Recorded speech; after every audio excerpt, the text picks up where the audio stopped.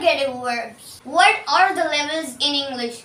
What is the difference between past habit and past information? Assalamualaikum everyone.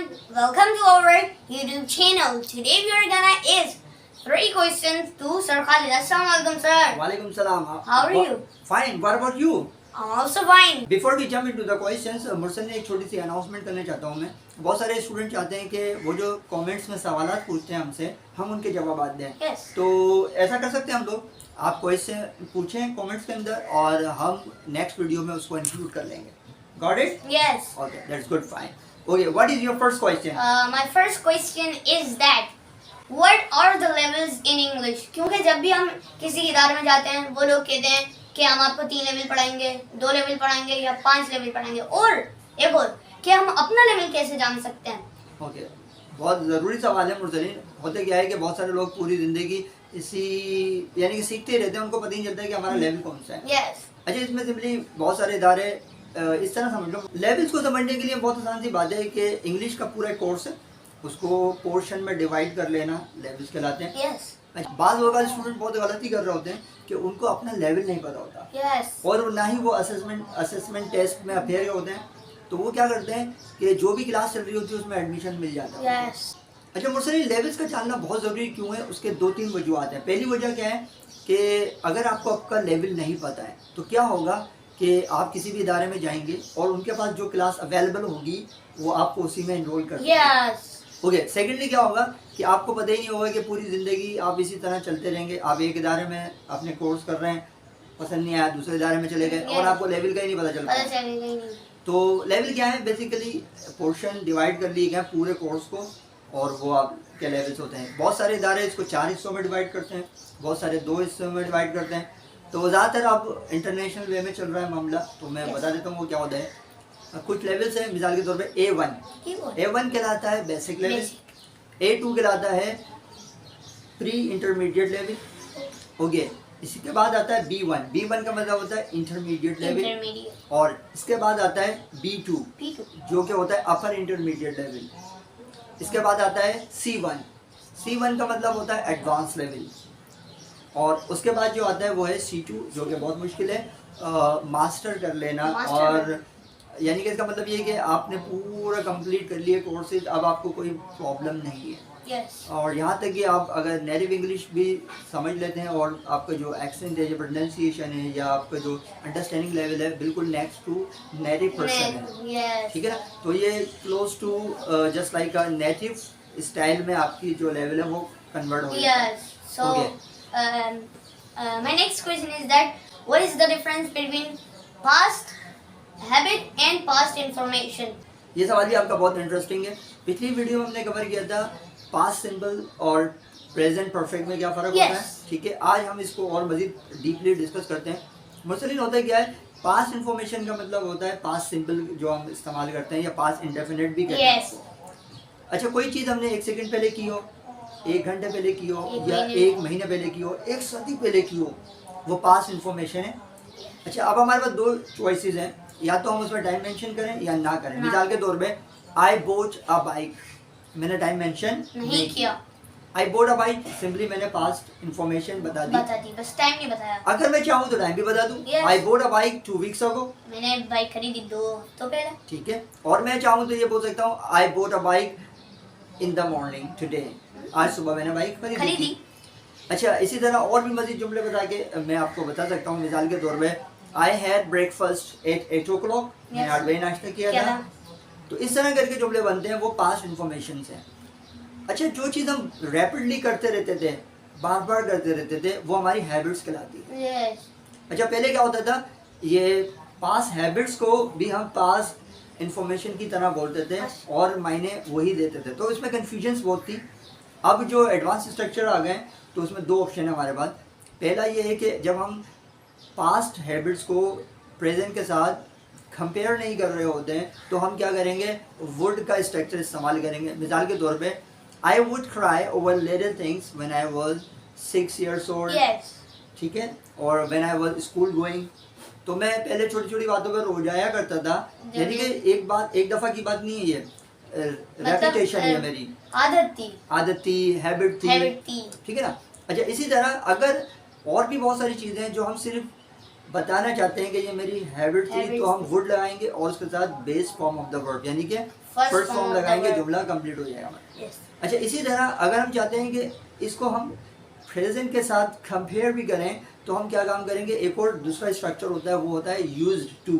Used to. ठीक है, I used to drink Pepsi, मैं पहले Pepsi पिया करता था। हाँ। अच्छा, इसके साथ एक और मायने अटैच होते हैं, वो जो कि अंडरस्टूड होते हैं, यानी कि इसका मतलब क्या हुआ कि पहले मैं पेप्सी पिया करता था, अब नहीं अब नहीं पीता। पीता।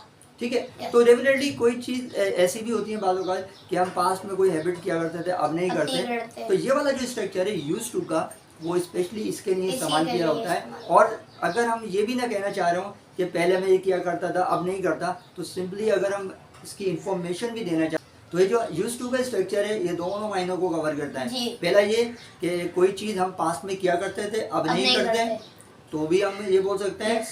और वुड वाले स्ट्रक्चर को भी कवर कर लेता है कि अगर हम नहीं चाहते कि हम पास्ट हैबिट का कंपैरिजन अपने प्रेजेंट हैबिट से करें, तो भी हम इसको बोल सकते बोल हैं। सकते हैं। मिसाल के तौर पे अगर मैं कहूँ I use to stuck a lot when I speak in English, मैं पहले बहुत फंस जाया करता था जब मैं जुमले बोला करता था। और इस तरह मैं भी ये भी कह सकता हूँ, I did not use to ride bike, पहले मैं बाइक नहीं चलाया चाय करता करता था। था। तो इसका मतलब डेफिनेटली कि मैं अब चलाया अब करता हूँ। करना हूँ। Okay, cool. What is your next question? My next question is that what is ergative verbs? Ergative word बहुत ज़रूरी है सीखना मुर्सलीन। जब मैंने भी पहली दफ़ा ये नाम सुना था, हो सकता है हमारी जो ऑडियंस अभी सुन रही हो तो उनको पहले से हो सकता है हमारी ऑडियंस के लिए भी ये पहली दफ़ा सुनना हो ये। ओके, तो गूगल करें, सर्च करें और इसके मायने देखें। वैसे तो मैं आपको एक्सप्लेन करता हूँ। एल्गेटिव वर्ड बहुत ज़रूरी है सीखना। होता क्या है कि ये ऐसे वर्ड्स होते हैं जो कि हमें मदद देते हैं। मैं अभी आपको एक्सप्लेन करता हूँ। मिसाल के तौर पे कुछ सिचुएशन ऐसी होती हैं, उनमें हम क्या करते हैं कि पैसिव वॉइस में सेंटेंस को कन्वर्ट करते हैं। Yes. मिसाल के तौर पे एक सेंटेंस है, आई क्लोज द डोर, मैंने दरवाज़ा बंद किया क्या था। था? ठीक है। अच्छा, इसमें क्या हो रहा है मुर्सलीन, अगर मुझे जुमला बोलना है दरवाज़ा बंद हुआ था या दरवाज़ा बंद हो गया, अब मैं क्या काम करूँ, तो हम क्या काम करते हैं, पहला ऑप्शन होता है हम गेट को इस्तेमाल करते हैं as a changing in state. Yes. और हम इसको जुमला बना लेते हैं। मिसाल के तौर पे the door got close, Closed. तो इसमें क्या हो रहा है, हमने गेट को as a changing in state इस्तेमाल किया और एडजेक्टिव के तौर पे थर्ड फॉर्म हमने लगा दी, the door got close. Closed. Yes. अच्छा, दूसरा ऑप्शन बहुत सारे स्टूडेंट क्या काम करते हैं, वो ये करते हैं कि वो पैसिव वॉइस में कन्वर्ट कर देते हैं इसको, द डोर वॉज क्लोज, दरवाज़ा बंद किया गया था। Yes. मगर इसकी ज़रूरत नहीं है। अक्सर नहीं होती। अगर हम एर्गेटिव वर्ब इस्तेमाल करें तो बहुत आसान हो जाएगा। Yes. देखें, मैं अभी जुमला बनाता हूँ, द डोर क्लोज्ड, बस कितना आसान है, Easy. यानी कि दरवाज़ा बंद हो गया। ओके, ये जो वर्ब्स अभी आपको स्क्रीन पे नज़र आ रहे हैं, तो बहुत सारी लिस्ट है इनकी और यू कैन गूगल इट। कुछ और मिसालें देता हूँ मुर्सलीन में समझाने के लिए। मिसाल के तौर पे एक वर्ब है ब्रेक। ब्रेक का मतलब होता है तोड़ना। Okay, the children broke the window, बच्चों ने खिड़की खिड़की तोड़ दी। अगर हम ये बोलना चाह रहे हैं खिड़की टूट गई, टूट गई। तो अब हमें ज़रूरी नहीं है कि गेट से बनाएं Yes. और पैसिव वॉइस में कन्वर्ट करें। मिसाल के तौर पे the window got broken Broken. या the window has been broken. Broken. हम सिंपली बोल सकते हैं The the window broke, Broke. The window Broke. Broke, बस खत्म। इसमें क्या मसला है। Yes. और इसी तरह और भी बहुत सारे एडजेक्टिव वर्ड्स हैं। मिसाल के तौर पे एक है improve. Improve. Okay, you have improve your English, you have Improve your English. आप सिंपली ये भी कह सकते हैं योर इंग्लिश इम्प्रूव्ड। Yes. इसी तरह द वेदर हैज चेंज, मौसम बदल बदल गया गया। है। You have change a lot, आप बहुत ज्यादा बदल गए हो। ठीक है। You have your behaviour has change, your behaviour has change, Has changed. तो ये एडजेक्टिव में हो गया। अच्छा, Yes. इसी तरह इसको हम कह सकते हैं you have change your behaviour. Oh yes.